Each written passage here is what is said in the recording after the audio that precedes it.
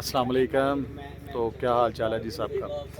जैसा कि आपको पता है कि हम नीलम वैली आए हुए हैं और इस वक्त हमारा जो स्टे है वो है जनाब अड़ंग केल में। और इधर भी हमने सोचा कि क्यों ना हम एक नया एक्सपीरियंस करें। तो जनाब इधर हम करने लगे हैं। ये देखें जी, ये सारा सेटअप इन्होंने ही करके दिया है, यही करके देते हैं।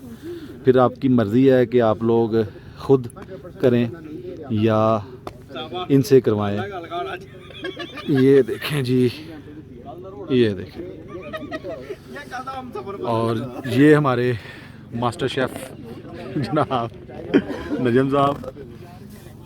तो चलें अपना मुर्शद पाक आजो आओ सर।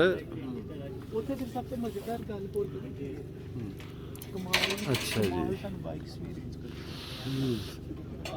चलें जी, अभी हम ये पकाते हैं और पकाते पकाते आपको दिखाते हैं।